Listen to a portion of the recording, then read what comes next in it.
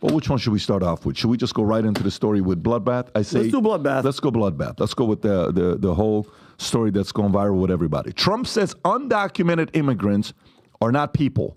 Warns U.S. will see bloodbath if not reelected. This is a Hill story. So let's go through, see what these guys are talking about. Okay, so the former president comments about migrants accused of crimes come as immigration remains a critical issue for 2024. I don't know if you call them people, he said at the rally. In some cases, they're not people, in my opinion, but I'm not allowed to say that because the radical left says they're a terrible thing to say. The former president's comments about migrants accused of crimes come as immigration remains a critical issue in 2024. I don't know if you call them people, he said at the rally. In some cases, they're not people. Anyways, so this story is going all over the place. And the comments about Bloodbath. Rob, do you have the video about Bloodbath? If you have the video about Bloodbath, let's kind of show this because the media ran with it. Morning Joe ran with it. Joe Scarborough, you cannot make comments like that. Nancy Pelosi ran with it. They're just criticizing him left and right. But this is the context on how the concept of Bloodbath was used. Go ahead, Rob. You're not going to be able to sell those cars. If I get elected, now, if I don't get elected, it's going to be a bloodbath for the whole. That's going to be the least of it. It's going to be a bloodbath for the country. That'll be the least of it. But they're not going to sell those cars. Okay, you didn't play the whole thing, Rob. You're kind of doing what mainstream media is doing. I think Rob is actually. Rob, are you a plant? Yeah, Rob what are you is actually doing. Bro?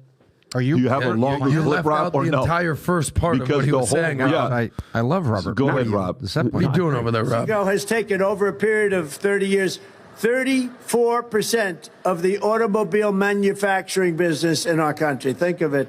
Went to Mexico. China now is building a couple of massive plants where they're going to build the cars in Mexico and they think that they're going to sell those cars into the United States with no tax at the border. Let me tell you something to China. If you're listening, President Xi, and you and I are friends, but he understands the way I deal, those big monster car manufacturing plants that you're building in Mexico right now, and you think you're going to get that, you're going to not hire Americans, and you're going to sell the cars to us now. We're going to put a 100% tariff on every single car that comes across the line, 100%. and you're not going to be able to sell those cars. If I get elected, Here we go. now if I don't get elected, it's going to be a bloodbath for the whole. That's going to be the least of it. It's going to be a bloodbath for the country. That'll be the least of it. But they're not going to sell those cars. They're building There you massive go, factories. A friend of Rob. mine. Rob, I'm glad you Okay. played the full clip, Right. Rob. You were doing what the Tom, mainstream media does. thoughts Oh, on- guilty. and by the way, do you have any other clips on what Pelosi said about it, on what Morning Joe say about it? Maybe if you're looking for it. I sent him the Scarborough. I sent him the Scarborough one. Yeah, if you got the Scarborough one on how they spun that, because it's important. You know, the game is a. And this is this was every single That's news right. place Go ahead, Rob. was acting like this. He's talking about a bloodbath for America. It's laid out in the terms of it. And these idiots on Twitter, these idiots on cable news, these idiots on Sunday shows going, well, presidents, you know, he was talking only about the auto industry, and this is one more. It's just bullshit. Let me say that Look at at 6:15 a.m. It's just bullshit. He knew what he was doing. We're not stupid. Americans aren't stupid. He was talking about. This guy has common sense, and he's talking like this. He's delusional. By the way, we can pause this. He's actually a pretty smart guy to talk like that. He knows exactly what it's not and what it is. Do you genuinely believe that? Do you believe that he's gone that he's like he knows he's playing the game because he hates Trump. Yeah, he hates Trump. Go ahead. Is this Pelosi? How long is this one? Play this clip. 20 seconds. Go ahead. He's even predicting a bloodbath. What does that mean? He's going to exact a bloodbath? There's something wrong. Tom, go ahead. No. If you look, this is Trump derangement syndrome at its very peak. By the way, in terms of Marcos, have we reached peak Trump derangement syndrome? Pretty close. If you have nothing to say, bend the other guy's words. That's what this comes down to. They have no policy. They have nothing they can talk about. Don't you think that now that the primaries are basically settled and we have two presumptive candidates and all we need to do is run to the conventions, don't you think you'd be pushing policies, positive, dream for America, vision? No, you have to bend the other guy's words. Why? Because he's got a head of steam. He's coming up in the polls. You're behind. And you have to go back to the old saw, fear, uncertainty, doubt, and throw it on America. He's going to exact She used a word there.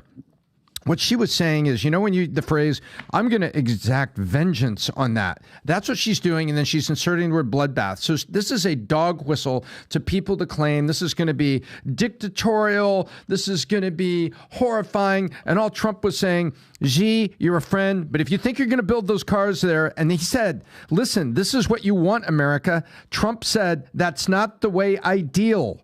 He's talking about protecting you. He's talking about protecting jobs. That's not the way I deal. Xi, you're a friend, but if you think you're going to put the cars there and just send them over here, forget it. And I'm so happy that you randomly play Nancy Pelosi. I sent Rob a clip. What they're doing right now, what Nancy Pelosi is actively doing, it's called the smear campaign. And if you want to learn the playbook of how to do it, here's an older video of Nancy Pelosi explaining to you guys exactly what she and the mainstream media is doing. Listen from her mouth. And it's a diversionary tactic. It's a self-fulfilling prophecy. You demonize, and then we call it the wrap-up smear. If you want to talk politics, you call it the wrap-up smear. You smear somebody with falsehoods and all the rest, and then you merchandise it. And then you write it, and they'll say, see, it's reported in the press that this, and this. Well, thanks, Nancy. So they have that validation that the press reported the smear. And then it's called the wrap-up smear. Now I'm going to merchandise the press's report. That's interesting. Little how-to. By the way, Nancy Pelosi. A how-to video. Pat, she's trying to steal your thunder. But listen, guys, I saw it happening live in real time. And then in my head, I'm just like, okay, because of X. And by the way, it took a while for Elon to actually do the fact check, which he did it by himself on the NBC one. But my question is, though, Tom, it's now that it's been going on for a couple of days now, think about the millions and millions of people that aren't doing the research, that aren't looking at the fact check. The job is done, though, because you know how many people are walking around this week going, did you hear what he said about the bloodbath? Not the common sense people. Not the common sense But you know people. what, though? The non-common sense people are still voting, too. It doesn't, no, the non-common sense people. The polls are showing things. I think people know. May I, Tom? Can I? I was speaking when you... Go ahead. Finish your thoughts. Go ahead, Tom. No, I was echoing Vinny. Go ahead. Finish your thoughts. No, Tom. Go ahead. You were saying something. I want you to finish your thoughts. All I said, I trust the people. That's what the polls Yeah. So, no, what I was saying is I don't think the common sense people will do that. I think the common sense people will see this and actually be more turned off by it. You know, when you constantly bitch about, like, for example, I was in a company and they constantly trashed the previous company that they were a part of. And it was another insurance company. You know what eventually happened? Everybody wanted to know, what the hell happened with the previous company? So everybody was so curious. I'm in Las Vegas. I'm putting an event together. We have a couple thousand people at our event. We're small at this time. This is like 8 years ago or something like that. And right across the street, there's a similar event going on. Then, you know, this guy who's supposed to speak at our event, they get him to go speak at their event right before. And he's a guy that'll take money from anybody. That's why we don't have a relationship. Yeah. So he goes and speaks across the street at the other event. And then at the entire event for 4 days, guess who they trashed? That guy? No, they trashed me. Oh, really? So guess what happened with my phone with DMs? Everybody in that company who has common sense is texting me saying, hey, why do they keep talking about you? And then they came over to us. And then fast forward to that same company that used that model trashing everybody, just lost their biggest guy 2 months ago, 3 months ago, just left. 20,000 some reps left, okay? Ooh. You know, and yeah, all these stuff that's going on, that you play that game, it doesn't work, right? So when we started the company, I said to myself, guys, here's one thing we're not going to be doing. We will teach what everybody is doing, and then you go make a decision for yourself. That company, it's very hard to build a business. If somebody's built a business that big, it takes a lot of work. Those guys takes a lot of work. Those guys takes a lot of work. You don't tear them down. Now, there are companies that attract people that like to trash other people. That's the Democratic Party today, okay? Yeah. Which is what they're doing, and they're trashing Trump all day long. That works with the people that are going to vote no matter what. Remember what RFK said? What did RFK say? RFK said this is the first time ever where the independent voter is the biggest it's ever been, and it's a bigger vote than the Democrat and the Republican. Yes. You know what the independent voter is saying right now? What are you doing? Do you think I'm dumb? The independent voter who actually has the ability to reason and has a logic and common sense watches this and says, wow, what a stupid thing to say. Why would you say something like this? Then they fall for the trap. Then the independent voter and goes and watches the whole thing. Then they come back and say, he never said that. Why would you spin that? And then the independent voter sees the Biden administration create an ad about this and spend money behind it. Then they say, now you're dark and manipulative. That's why I'm going to go the other side, and maybe the other side's not going to do something like this. So I don't think this is actually going to work the more things like this they do. I think the plan of what they want to do is a bigger plan, but I'm going to go to Adam before I transition to another story. Well, Tom, thanks for letting us speak today. Appreciate you, brother. The number one word here that we need to clarify and hone in on is the word literally. So both sides are obsessed with the word literally. So on the right, they say things like, you can't take Trump literally. You can't actually take what he's saying literally. He's a storyteller. He's a marketer. He's a showman. Like, he's just an entertainer. Not everything that he says should you take literally. And I understand that on the right. Now, the people on the left, they will literally say, literally, you have to take him at his word. Like, if Trump says it, you have to take him at his word. So if you watch anything on the left, MSNBC, CNN, anything over there, Bill Maher says this all the time. I take Trump at his word. If he says those words, I believe him, right? When he says the election is stolen, or this is the end of democracy, or I'm going to be a dictator on day one, I'm going to take him at his word. That is their MO. On the right, they're saying, dude, no, you can't literally take Trump at his word. That's the thing. But here's what I can guarantee on the left. They're going to take every single thing he says that is clippable. Bloodbath. I'm a dictator on day one. Russia, you do whatever you want. Both sides. Mexicans are rapists. And I guarantee you this, they're going to take it. They're going to clip it. The Pelosi's of the world, the Bidens of the world, they're just going to take exactly what he says and run with it. They feed it to mainstream media. It is what it is. By the way, let's not pretend that Trump doesn't also say pretty outlandish things. Of course he does, because he's not afraid to grab the mic, though, Adam. You feel me, bro? Like, he'll talk. He'll openly talk on the mic. When Biden's talking, they're like, no, grab him, get him the hell out of here. I want to see what he says. Go ahead. Let's hear the outlandish stuff. Go ahead. Well, like, if we're going to use, like, can we all agree that Trump speaks in hyperbole? It's going to be the greatest economy ever. We're going to win so much. He's a showman. You said it. Totally. I agree, yeah. So, like, for instance, you go to the story right here. It's on page, I don't know. Trump predicts that if he doesn't win, it's going to be the end of democracy. Do you actually think that if he doesn't win, it's going to be the end of democracy? I don't know if you have that story. Okay, you're asking me. So, if it keeps going like this, I think so. Look, we've dealt with worse in this country before. In 1968, when was it 64? MLK elected, assassinated. Bobby Kennedy assassinated. Civil rights era. We've dealt with worse. We're going to hear the same narrative. This is the most important election of our lifetime. If Trump gets elected, he's a dictator. Trump's going to say if Biden's elected, it's the end of democracy. Here's what I can guarantee. Clip it, run it in 2028. There will be an election in 2028. USA will thrive and survive. There's going to be no civil war. The future looks bright. So everyone that wants to basically say this is the end of democracy, or if the other candidate wins, life's over, I don't believe it. But you're entitled to your opinion. Let me ask this question to you there, okay? Because, I'm fully from the camp of future looks bright, okay? What percentage should we, the voter, the American people, be paranoid about seeing other great societies and other great civilizations and countries that fell?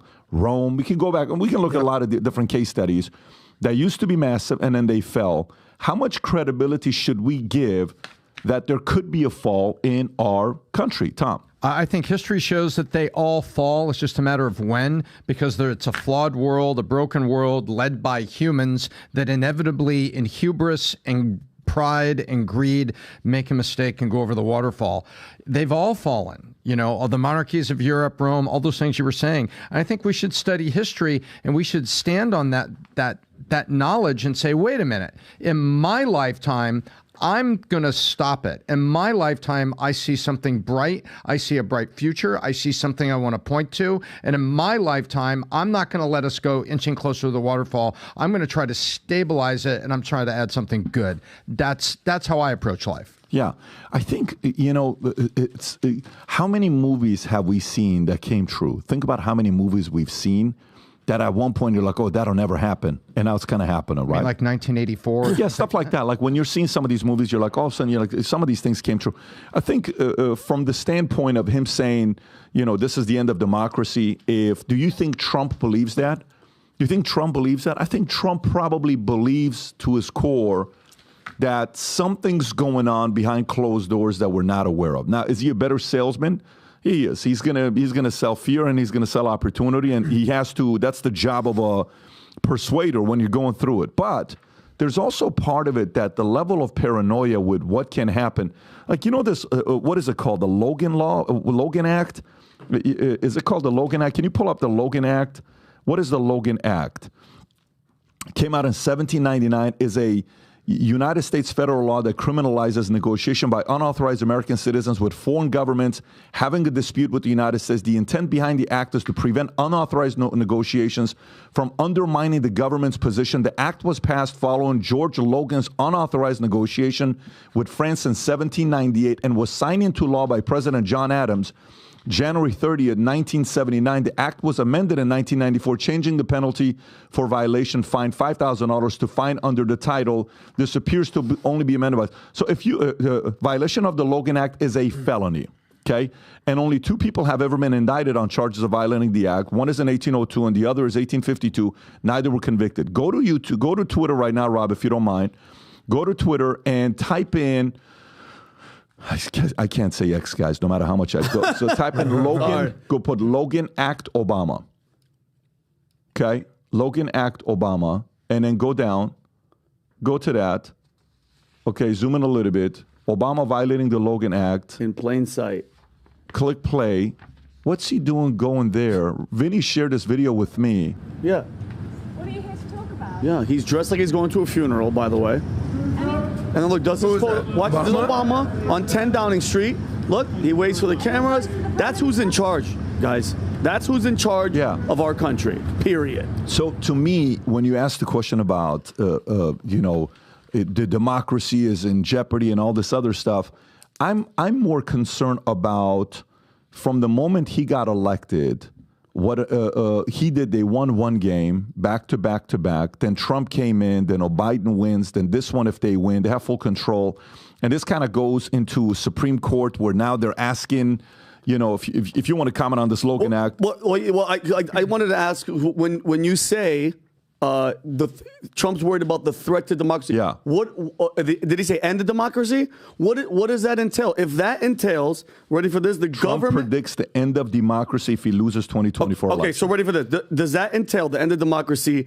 The government being involved with election interference, what Adam's going to talk about later with Google. Is it the influx of all these illegals for the vote? Is it crime, endless wars? And I mean, if you think about it, he's right. It's not going to happen right then and there. But I mean, they're doing everything to do. And Obama, why is Obama going to visit with a bunch of heads of state and he's not the president of the United States? It's just showing you Biden's not in charge. Biden can't just jump on the plane, fly to England, go meet with all these people, because he was meeting with a couple of them in there. I think Belgium or somebody else, the female was in there. But it's like, what is he doing? Are you making decisions? This is a private meeting. Rob, can you pull up why Obama visited London, visited UK? And why did he visit there? That was 10 Downing Street, right? Which is sort of their White House, their parliament. The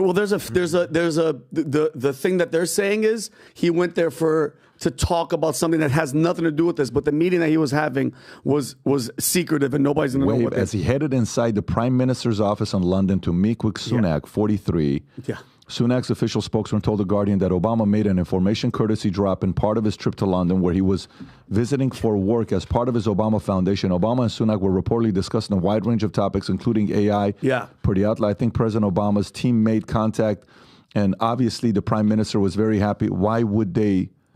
Yeah, so this is the kind of stuff that's a little bit Suspicious on what's not. Listen, has this happened before? I'm sure Obama's. I'm sure Clinton's done this. God knows how many gazillion times where they've met with different people. But yeah, I'm concerned on if this election is going to be a fair election and Trump wins or loses. If it's a fair election, Trump's winning this election.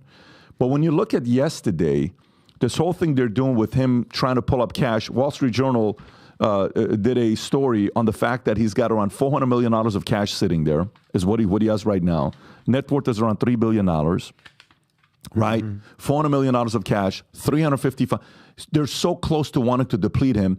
And this Letitia James person, you know what she wants to do? The bond situation? But do you know what she wants? He wants to seize his assets. She wants to seize his assets. Yeah. She wants to yellow tape, red tape around the buildings and saying, hey, these assets have been seized by they want to seize, they want that visual because he can't post bond for 464 right now in a New York civil case. And they're speculating that Trump's going around asking for money from different people. They're saying the meeting with Musk was about that. And there's a lot of Republicans that are saying, why don't some of these billionaire Republicans come out and give the money? But the reality of it is the dark strategy of cornering him with things like this, with a specific amount of money to hurt him so they can seize his assets to embarrass him. Guys, it's going to be so nasty the next 6 months. It's going to be so nasty the next 6, 7, 8 months on what they're going to do. But all of this stuff comes together. They fear this guy being in the White House. I don't know why. They fear this guy being in the White House. There's no doubt. When I give sort of the devil's advocate thing, I'm so completely disenfranchised with the Democratic Party as it stands. I'm registered independent. I've never voted for Trump, but there's a lot of people like me that are like, yeah, I'm not a fan of Trump's bluster and his rhetoric, but I just can't condone what the Democratic Party stands for at this point. But there's a lot of fear, and there's a lot of, I actually empathize with a lot of the people on the right that understand that there is some sort of, whether you want to call it a witch hunt, whether you want to call it election interference, this guy was $500 million. Right. And Letitia James, who campaigned on the fact that she wants to prosecute Trump, she's out there basically saying that she's going to try to seize his assets. So this 464, if you just want to go down the rabbit hole of Trump's money, FTM, follow the money, Trump's worth what? Give or take about $3 billion. Is that fair? Is that a fair number? Of that, according to Wall Street Journal. Yeah. So, well, that's a credible source. Exactly. I agree with you. So of that, he has they said about $500 million of cash, give or take 400 to 500 million of cash. Fair number. So what they're basically saying is he owes 355 from the fraudulent asset inflation valuation case. That there's $100 million of interest that he owes on top of that. Plus you have the E. Jean Carroll that was like $92 million. So the guy owes $500 million. So what are his options? Because by the way, the interest is gaining $100,000 a day. Yeah. Is that insane? So how's he going to pay it? So number one, I think a judge rejected the $100 million bond. So how's he going to pay this off? Because is he going to deplete all his cash and pay it off? You're not going to do that. Are you going to borrow against your assets? He has $2.5 billion worth of real estate assets to borrow against. What do you get, a LOC, a line of credit against that? What are you going to start borrowing money from big time friends? Maybe that's why he's meeting with Elon. Or he's going to have to do a fire sale of his real estate. Either way, if you just look at it unbiased, they are coming after Trump and they want him to pay a lot of freaking money. The end of democracy? No. You're seeing it live. Look exactly what they're doing right now. What democracy? From cheating in the elections to taking out an opponent to ruining the country. I mean, what do you mean the end? It's ending in front of your face. And the people are cool with this, like, well, what are we even talking about? What are we even talking about? Look, you can arm yourself and you can. I am. You and I, 2A brother. Mm-hmm. You can arm yourself and you can protect your home, or you can rob a convenience store. You can use a gun in both ways. One is very illegal, one is wrong, and the other is exercising your right under the Constitution to protect your family. This is judicial activism that they're attempting to use the letter of the law to rob a convenience store. They're basically using laws to basically commit crime in broad daylight. When you deny bail to someone, You deny bail because you think they're a flight risk. For instance, you have somebody in Miami is arrested because they were caught with 100 pounds of cocaine, like last year around Christmas, the guys on the boat. Why did they deny bail? Because they thought they were going to get their buddies to fly them to Colombia and escape justice. Trump is not a flight risk. He actually wants to stay here and be president. I think, let me check. Nope. He's pretty clear about that. He's not going anywhere. So, and he's posted a bond. So he has had $100 million to post sort of bail on this. The other thing is these things get suspended under appeal. Here's what happens. They say, hey, look, if you lose the appeal, you are going to have to pay interest on your judgment. Do you understand that, Vinny? Yes. You and your attorney say yes. Yep. Okay, well, then we're going to suspend the payment while we go to appeal because that's part of, here's a phrase, due process. So what I worry about is not the threat to democracy. I worry about the threat to due process. And when you read about weaponizing the judicial system, to me, that is not an inflammatory phrase. That is an appropriate description of what they're trying to do. They're using the judicial system to rob the convenience store. And that's what is appalling to me here. He's posted the bond. Let's go to appeal and let's see if this goes. And you know what scares him about appeal? What scares him about appeal is November 5th. The election's over. He's elected. They're worried about everything gets wiped off at that point. But that's the opportunity to correct the judicial activism. This is what is horrifying to me, is that he's got the bond. And under appeal, these things get suspended. And he's not a flight risk. So they're using all the things that they would use against a drug lord against him, where they're weaponizing the justice system in plain daylight. Tom, let's stay on that topic.